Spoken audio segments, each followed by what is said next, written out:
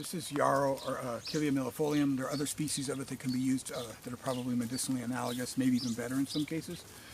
There's a lot of hybrids of this that are used for decorative landscaping plants as well.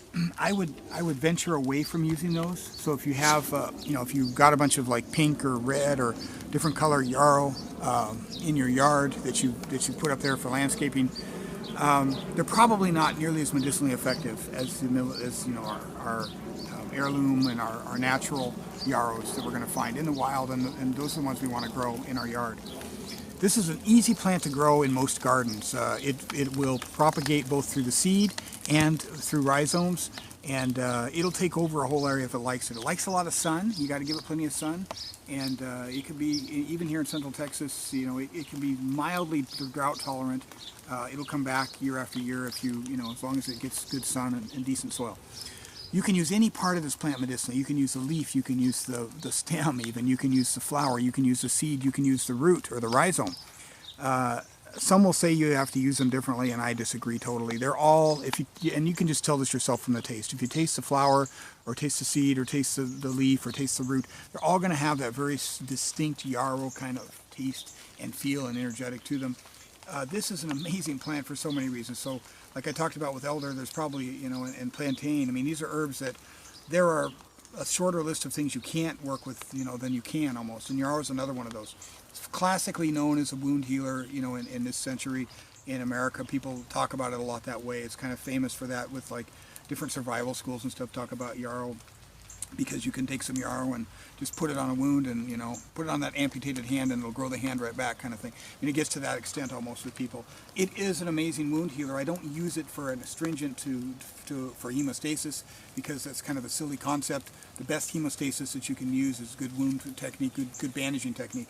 But afterwards, for our inflammatories, for inflammation stage, and for even our proliferation stage, this is where yarrow really shines. It's really good at creating more vascularity and more tonicity in the cleanup, in the lymph and the veins and the capillary structure that has to be there in order for your wounds and your damaged tissue to heal right. So it's really good for that. So after an injury, whether it's a closed injury, whether it's an open injury, topically, it's an amazing herb. Internally, it's an astringent, and it's also very good. It's a great cold and flu herb. It's wonderful. It's very heating. It doesn't taste hot, but it's very heating. It'll increase it'll increase your expectoration. It'll increase your sweating. It'll increase your urination. So it's all of those things as well. So it's kind of an eliminative herb that we can use to mix with in a formula with our elder, for instance. The elder and yarrow and boneset is a classic kind of trifecta for cold and flu herbs, right? And those do. So there's a lot of different things we can mix with it that make it really well suited towards that direction. Urinary tract infections, you consider it for that. Again, in a formula with other herbs that are going to help with that. It's an astringent, or I'm sorry, it's a little bit of a bitter for that digestive tract as well. It's got its fame. It's really its claim to fame originally, not originally, but earlier, much earlier in Europe, was more as a female reproductive herb. So for help tonifying the uterine, so for dysmenorrhea. Now it is a uterine stimulant to some extent, so it's contraindicated at least in the first trimester of pregnancy, at least. You should be careful using it if you're using it anytime during pregnancy.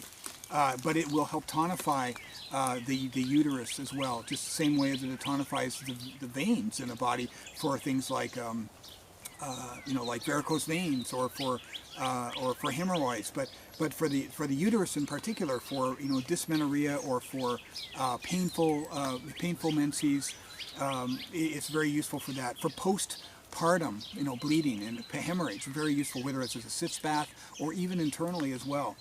Very useful. We used to raise rabbits, and every time a mother rabbit would give birth, I would put in their favorite plants. I'd pick plants around the garden for them, but I'd put in their food, and it didn't matter what I put in there. Even if the plants I knew were their favorites, yarrow was always the first plant that every mother rabbit would eat before anything else after they gave birth. I noticed always they'd go straight to the yarrow and just eat a big pile of it, and then they'd go on and move on to the other food. So very useful in that regard as well. So just as all around, it's a very user-friendly herb. We don't have to be too concerned. It's a very mild toxicity herb, very strong tasting, but very mild toxicity. You can just tincture it in 30 or 40% alcohol, no problem, as a fresh tincture, or you can as a maceration, or you can dry it and then you can percolate it, and it's just as good that way, and better, in fact, in my opinion, that way. Glycerites, it works well as a glycerite too. So just pretty much, it's kind of the You know, if it were a dog, it'd be like the golden retriever of dogs. It's like it's the user-friendly, human-friendly herb that is just amazing.